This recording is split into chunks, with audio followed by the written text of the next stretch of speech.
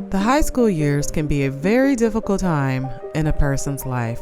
A very difficult time for kids, to be exact, because for the majority of high school, you're still considered a minor until you're just about ready to graduate. Let me know how you guys experience high school, because I know experiences can differ depending on location, environment, gender, and race. Were you one of the popular kids who always had the nicest clothes, freshest haircut or hairdo, and just always seemed to have it together no matter what life threw their way? Were you well known for sports and that made it easier for you to navigate the trenches of high school? Or were you someone who was considered an outcast? Now, even outcasts had their cliques, so maybe you were lucky enough to find your specific group of friends who liked the same kind of music and hobbies that you liked. And so with those mutual things in common, together you guys were able to brave the terrible terrain of high school.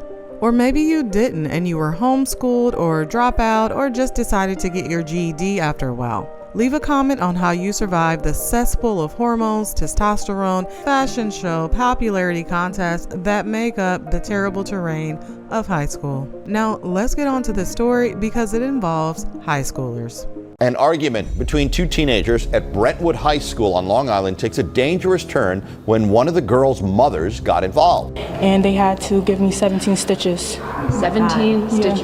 Yeah. As a mom, you're supposed to diffuse the situation and take your daughter away to see what's going on instead of attacking a kid with a cup. Before we go a little further into this video, you guys, if you're new here and like what you hear, please hit that like button for me. And if you're a returning subscriber, please remember to leave it a like as well. Also, hitting that notification bell will keep you guys updated on any new videos that I put out. Whichever one of those you choose to do, or all of them, it's really gonna help my channel out. So about this story, how many times have we seen this scenario play out, right? Two young black girls fighting. In this case, the mom of one of the girls decides that she's going to tag herself in. Yeah, police say the mother began to attack the 14-year-old with a metal water bottle. A security guard broke up the fight and then police arrested her. Today, she appeared in court. It depends who you believe on this one as to who really started this fight. But what we know is this: a 14-year-old girl from Brentwood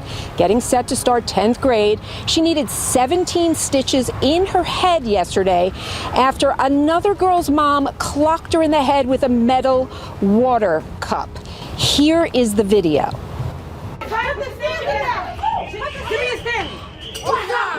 So as we heard, the reason behind this fight is not clear, but whatever the case may be, it wasn't okay for the mom to just haul off and start hitting this girl with a tumbler. And it wasn't just any tumbler, mind you.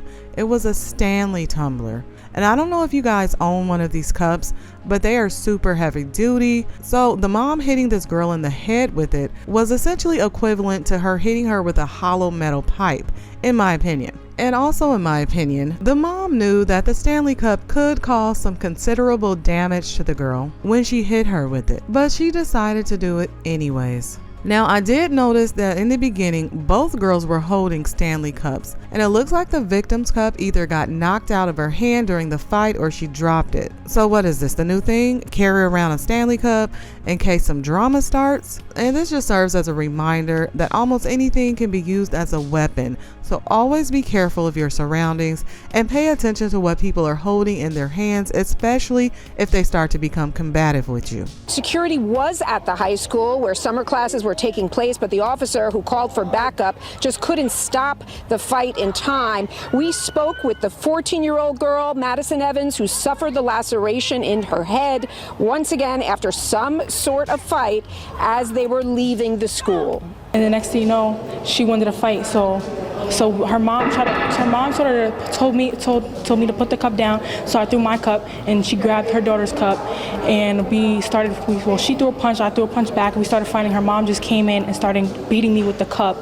And then next thing you know, I get pushed into the school, and I took my head because I saw blood dripping. I took my head and I saw blood all over my hands. I didn't think she was going to hit me at all. I thought she was going to try to stop her daughter, but she ended up hitting me. Now, the fact that the Stanley tumbler was used as a weapon in this situation makes me wonder if the school will try to ban Stanley Cups due to this incident, because we all know that too often the rest of us normal people in society have to pay the consequences for the bad behavior of certain individuals who act like this. There's always people who go around doing dumb things, and then new rules are put into place that inconvenience the everyday life of normal people who just want to live life with as little conflict as possible. So it might be a stretch, but it makes me wonder if the school will try to ban Stanley Cups due to this incident. Because at the end of the day, they are a business of sorts, so they might do it in the name of liability and just to avoid any type of future legal trouble that might come their way because people are out here using it as a weapon on school grounds. I mean, schools have banned plenty of things. In fact, there was a school that actually banned Crocs. They're the perforated foam footwear with a ferocious name, Crocs. So popular, the company says about 150 million pairs are sold every year. But those Crocs are also at times a trip. You good, bro? Some schools now taking action, banning them outright. That's the case at one Alabama public high school where Principal Stoney Pritchett is taking enforcement seriously. It actually is a safety hazard. They can twist their knees, twist their ankles, things like that. So you won't have tennis shoes on all the time. The school's had Crocs folded into its no open toe policy for years, as other schools commonly have with flip-flops and slides. But this is the first school year it's enforcing the policy. So they banned the Crocs, and of course not everybody's running around slipping in them, but they realized it was a hazard and they just didn't want to deal with it. So they banned them, and that meant that none of the students could wear them to school. Even though not everybody is clumsy, everyone else had to follow the rules due to certain people falling. But that brings me back to the story, because I was just using that as an example of how some people can ruin things for everyone else due to their actions.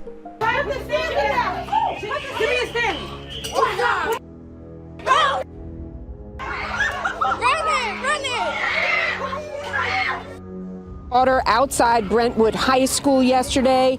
You see what happens next. The woman in the yellow tank top, the mom, then pummels a 14-year-old girl in the head. Police say that mom is 35-year-old Toni Monroe of Bayshore. Security was at the high school where summer classes were taking place, but the officer who called for backup just couldn't stop the fight in time. So not only was this summer school, okay?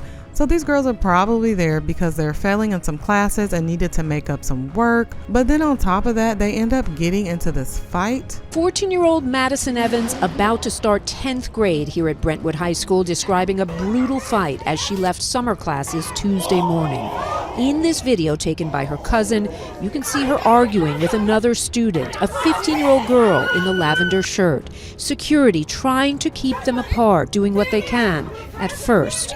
But then, "Give me your Stanley." That is what you hear the mother of the 15-year-old student telling her daughter. And watch what happens next. 35-year-old Toni Monroe in the yellow tank top begins to pummel 14-year-old Madison, security calling for backup, but unable to stop the injury that resulted. Now, I honestly don't know what led up to the fight, but it's obvious to me that neither of these girls have a stable home life. They probably don't have a complete family unit, and so the only people they look up to are their moms, aunties, and grandmas, who probably would act the same in this given situation. And they had to give me 17 stitches. 17 stitches. Yes. Today in court, Toni Monroe facing the judge, her lawyer insisting it was Monroe's daughter who was being bullied. In fact, that's why she was here at the Brentwood High School for a meeting about it. Monroe's family saying nothing to reporters as they left the courthouse. But after the chaos of this fight, As a mom, you're supposed to diffuse the situation and take your daughter away to see what's going on instead of attacking a kid with a cup. Madison's guardian telling us the video speaks volumes. She could have died. Anything could have happened to her more than just being hit over the head and having 17 stitches. Also, by looking at the story, I can almost guarantee that there are no real men or fathers in the home. And if there are any males in the home or lingering about, they're probably just there to get whatever they can out of the situation, whether it be getting what they want from the mom. And unfortunately, some of these girls come from homes where the guys get with the moms just to get to the kids. And I'm sure you know what I'm insinuating there, right? So this type of behavior is usually the result of fatherless homes and generation after generation of having kids too early and living off of government assistance. Now, I don't know these girls from a hole in a wall, but I can almost guarantee that neither of them have fathers in the home and that most, if not all of these ladies are on public assistance. Now, this is just my assumption based off past experiences. I'm not just simply watching news and social media videos about women who behave like this. I have actually witnessed it in real life, and they all have been on government aid without a stable family situation. You know, people want to act like having the traditional nuclear family is bad, but yet they keep on having kids with random dudes and becoming single moms, only to end up raising kids who mimic exactly how they act, and then the generational poverty is passed down to them and they pass it on to their kids, and so on and so forth. So this mom decided to go up to the school and take matters into her own hands, but she says the reason for her being there in the first place was to protect her daughter from the other girl.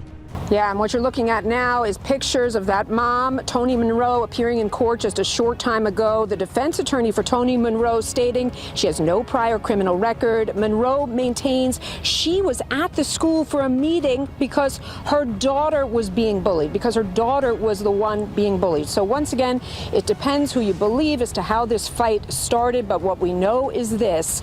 Monroe is seen on that video clocking a 14-year-old girl in the head with a metal Stanley Cup, her daughter's Stanley Cup, which she's seen on video taking from her. She is now facing 2 felony counts, second-degree assault and endangering the welfare of a child. She was released on supervised release. A protection order has been issued to protect the victim, of course.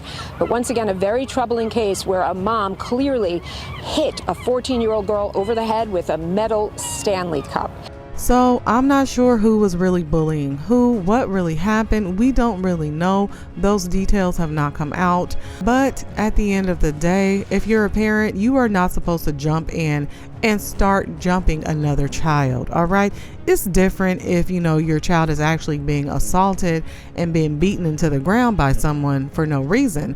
But these girls were obviously squaring up, trying to fight each other. So the responsible thing would have been for the mom to try to separate them and then just grab her daughter away, because her daughter should be listening to her. If her mom tells her not to fight, then she shouldn't be fighting. But instead, the mom decided to get actively involved in helping her daughter fight this other girl. She should have tried to separate them. But as we can see, the mom intentionally told the daughter to give her her Stanley Cup. So that right there showed that she had the intention of hurting this child. And no matter how big these girls look, yes, they're still children, all right? Especially in the mind. These girls' brains are not fully developed yet. They're only like 14, 15. So that's why it's very important for them to have some role models in the home who will teach them other ways to handle their emotions rather than going straight to fighting. Well, you guys, let me know what you feel about this story. Do you feel like the mom was right to jump in? Because there are some people, I know, obviously this mom exists, she did it.